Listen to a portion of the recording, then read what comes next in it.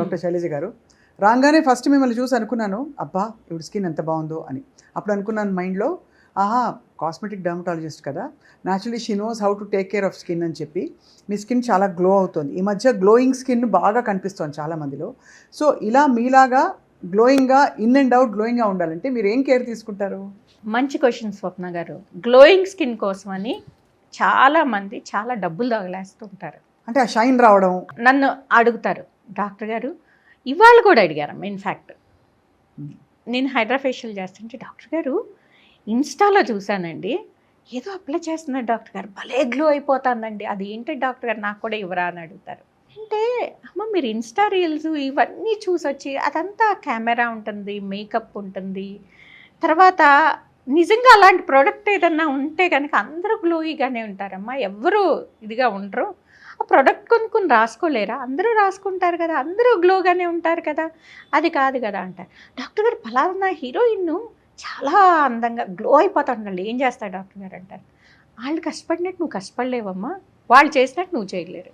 ఎందుకంటే వాళ్ళు తీసుకునే డైట్ కాడి నుంచి వాళ్ళు కేర్ఫుల్గా తీసుకుంటారు. అవునా కాదా?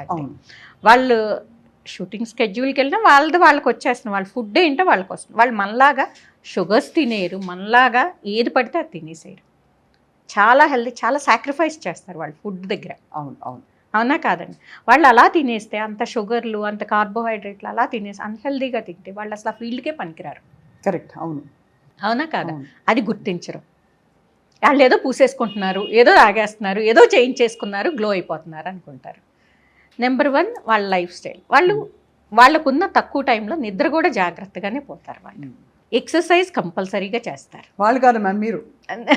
నేనైనా అమ్మ ఫుడ్ అనేది నాకు చాలా జాగ్రత్తగా తీసుకుంటాను. ఆయిలీ ఫుడ్ అది అవాయిడ్ చేసేస్తాను. అంటే ఆయిలీ ఫుడ్ అంటే నేను టోటల్గా ఆయిలీ ఫుడ్ అవాయిడ్ చేయను. అంటే ఆయిల్ ఎక్కువ వేస్తే మాత్రం ఊరుకోను. మంత్కి 2 కిలోస్కి మించకూడదు మా ఇంట్లో ఆయిల్. ఎంతమందికి? మా ఇంట్లో మేమిద్దరం ఉంటాము, ఎందుకంటే పిల్లలు got married and they left, and మాకు హెల్పర్స్ ఇంకొక ఇద్దరు ఉంటారు. 4 నలుగురికి అంటే 1 కిలో మనిషికి అంతే oil. Not more than that అమ్మ. వాటెవర్ యు ఈట్, మనిషికి 2 కిలోలు వాడతారండి ఇంట్లో మామూలుగా అయితే. అది టూ మచ్ కదమ్మా. అంటే ఫ్రైడ్ అన్ని చూసుకుంటే అది టూ మచ్ కదా. 15 మంది ఉండే ఇల్లు జాయింట్ ఫ్యామిలీస్ లో 30 కిలోలు నూనె కొనగా నేను చూసా. ఇంకా అది నాకు 2 కిలోస్కే నేను దెబ్బలాడుతూ ఉంటాం మా కుక్ తోటి. 2 కిలోస్ అమ్మో, 1 కిలోతో చేయమని నేను లెక్కిస్తాను. నేను డేట్ రాస్తాను డైరీలో. నాకు ఆ డేట్కి ఆ నెలకి నేను చూసుకుంటాను. 2 కిలోస్ ఇంతకుముందు 1 కిలోనే ఇచ్చేదాన్ని, ఇప్పుడు గొడవ పెట్టేస్తుంది, మానేస్తుందని 2 కిలోస్ ఇస్తున్నాను. సో అది కూడా నేను ఎక్కువ అనుకుంటాను. అంటే వీలున్నంత వరకు ఇంటి ఫుడ్ అమ్మ. నాకు ఏ రోజు ఆ రోజు ఫ్రెష్గా వెజిటబుల్స్, చికెన్ తింటాను, ఎగ్స్ తింటాను. కంపల్సరీగా డైట్లో ఉండాలి. కార్బోహైడ్రేట్స్ అనేది ఎప్పుడన్నా తింటాను, నేను రెగ్యులర్గా తిన్ను. మేబీ వీక్లీ వన్స్ ఏమో, అది కూడా పచ్చడన్నం క్రేవింగ్ అయితే అప్పుడు తింటాను. అంతకు మించి నాకు కార్బోహైడ్రేట్స్ వెళ్ళవు. సో ఎక్కువగా వెజిటబుల్స్, మీట్ తింటాను, ప్రోటీన్ ఎక్కువగా తింటాను. నేను ఫ్రూట్స్ తింటాను. ఫ్రూట్స్ కూడా అదే పనిగా తినేది, ఎందుకంటే ఎక్కువ ఫ్రూట్స్ తిన్నా దాంట్లో షుగరే ఉంటుంది. Maximum 1 or 2, not more than that. Mangoes అయితే 2 తింటాను. సో అలా 1 or 2 ఫ్రూట్స్ కంటే ఎక్కువ తినకూడదు. ఫైబరు, ఫ్రెష్ వెజిటబుల్స్, ఫ్రూట్స్, తర్వాత ప్రోటీన్ ఎక్కువగా తింటాను. Exercise compulsory. నేను అలా కూర్చుని ఒక దగ్గర, అన్లెస్ అదర్వైజ్ నా క్లినిక్లో ఉంటుంది, నేను అలా కూర్చోలేదు. నేను అసలు అది నా నేచర్ కాదు. ఎప్పుడు యాక్టివ్గా ఉంటారు, ఎప్పుడు తిరుగుతానే ఉంటాను. తిరిగినట్టే. వాకింగ్ అయితే బాగా చేస్తాను. నేను మినిమం 1.5 hour వాకింగ్ చేస్తాను రోజు కంపల్సరీగా చేస్తాను. సో 1.5 hour చేస్తాను. యోగా చేసేదాన్ని, ఇప్పుడు మానేసాను, మళ్ళీ యోగా మొదలు పెట్టాను. సో ఫిట్నెస్ ఒకటి, డైట్ విషయంలో చాలా జాగ్రత్తగా ఆయిల్ చాలా మితంగా తీసుకోవడం, కార్బ్స్ ఎక్కువ తీసుకోకుండా, బహుశా స్వీట్లు అవి అయితే అసలు తినను. స్వీట్స్ ఎప్పుడన్నా తింటాను, నాట్ అది కూడా పాయసం మ్యాక్సిమం తింటే, అది కూడా బెల్లంతో చేసిన పాయసం, అది కూడా రెగ్యులర్గా కదా, ఇప్పుడు once in a while.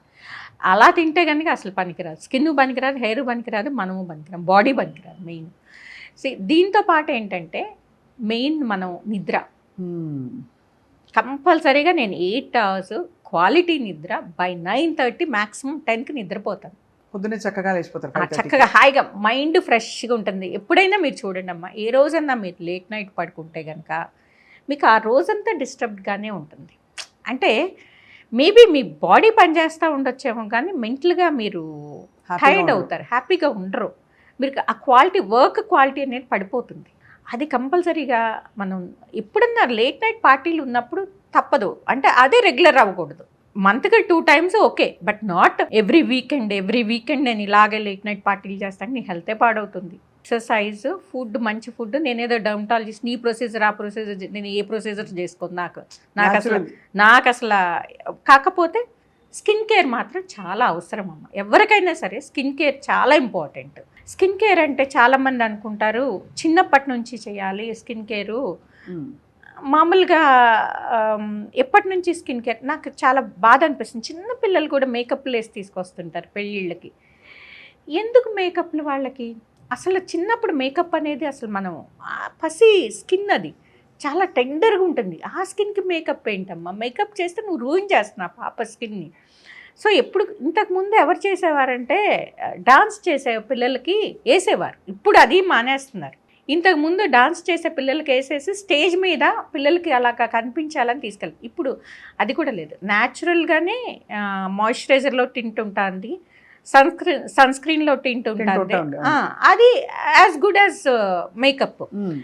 So మీరు ఎప్పటి నుంచి అసలు స్కిన్ కేర్ మొదలు పెట్టాలి అంటే స్కిన్ కేర్ అనేది చిన్నప్పటి నుంచే ఉండాలి. మనకి చిన్నప్పుడు నూనె రాసేవారు, మాయిశ్చరైజర్ రాసేవారు, that is called skin care.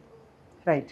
Sun screen 1 year తర్వాత మొదలు పెట్టాలి పిల్లలు అంటే స్కూలింగ్ ఏజ్ బయటకు వెళ్ళేటప్పటి నుంచి మొదలు పెట్టాలి. ఎందుకంటే ఎప్పుడు చాలామంది అనుకుంటారు పిగ్మెంటేషన్ వచ్చాక సన్ స్క్రీన్ మొదలు పెడితే ఉపయోగం ఏం లేదు, అదేం ట్రీట్మెంట్ చేయదు. సన్ స్క్రీన్ అనేది ఆపుతుంది, పిగ్మెంటేషన్ రాకోకుండా. అది చిన్నప్పటి నుంచి వాళ్ళకి లైఫ్లో ఒక పార్ట్ అవ్వాలి.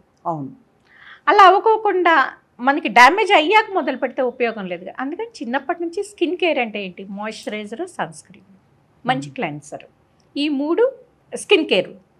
అది ఎప్పటి వరకు? టీనేజ్ వరకు. వన్స్ టీనేజ్ వస్తుంది, ప్రాబ్లమ్స్ వస్తుంది, అంటే స్కిన్ మీద పింపుల్స్ రావడం మొదలు పెడతాయి, అప్పుడు పింపుల్స్ క్రీమ్ యాడ్ చేసుకోవాలి. దీంతో పాటు మాయిశ్చరైజర్, సన్ స్క్రీన్తో పాటు పింపుల్స్ క్రీమ్ యాడ్ చేసుకోవాలి. తర్వాత కొంత ఏజ్ వచ్చాక యాంటీ ఏజింగ్ మొదలు పెట్టాలి మనం.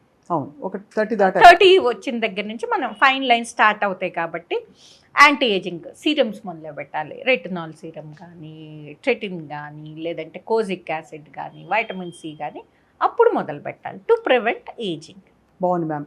సో అదే దిస్ ఇస్ ద అంటే అందరికీ స్కిన్ కేర్ అవసరం అయితే కంపల్సరీగా అవసరం అమ్మా. అండ్ క్లెన్సర్, టోనర్, మాయిశ్చరైజర్ 3 ఉండాలండి. టోనర్ అవసరం కదా? టోనర్ దేనికి వాడతామమ్మా? టోనర్ దేనికి వాడతామంటే టు పెనిట్రేట్ ద క్రీమ్స్. మనం వాడే ప్రోడక్ట్ మంచిగా పెనిట్రేట్ అవ్వడానికి మనకి టోనర్ అనేది ఉపయోగపడుతుంది. టోనర్ కూడా ఆల్కహాల్ ఫ్రీది వాడాలి ఎప్పుడు కూడా. యాంటీ ఆక్సిడెంట్స్ ఉన్న టోనర్ వాడుకోవాలి. సో అలాంటివి వాడుకుంటే గనక మనకి స్కిన్కి బెటర్గా ఉంటుంది. అలా కాకుండా ఆల్కహాల్తో ఉందని ఇరిటేట్ చేస్తుంది స్కిన్ని. సో అలాంటి టోనర్స్ వాడకూడదు. ఇప్పుడు కూడా సన్ స్క్రీన్ కంపల్సరీగా వాడడం అనేది చిన్నప్పటి నుంచి. Moisturise sunscreen, oily skin ఉన్నా, డ్రై స్కిన్ ఉన్నా కూడా మాయిశ్చరైజర్, సన్ స్క్రీన్ కంపల్సరీగా పెట్టాలి. కాకపోతే ఆయిలీ స్కిన్ ఉన్నవాళ్ళు వేరే మాయిశ్చరైజర్ పెట్టాలి, డ్రై స్కిన్ ఉన్నవాళ్ళు వేరే. అలాగే సీజన్ బట్టి కూడా మార్చుకోవాలి ప్రొడక్ట్స్ అనేది. ఇలా వాడుకుంటా మనము ఏజ్ని బట్టి మన ప్రొడక్ట్స్ మార్చుకుంటా ఉంటే గనక మనకి ఎలాంటివి అవసరం. చర్మాన్ని సింపుల్ గా చెప్పాలంటే ఆరోగ్యాన్ని ప్రేమించుకోవాలి, చర్మాన్ని కూడా ప్రేమించుకోవాలి. మనం ప్రేమించుకోవాలి. మనం ప్రేమించుకుంటే ఆటోమేటిక్ గా అన్ని వస్తాయి.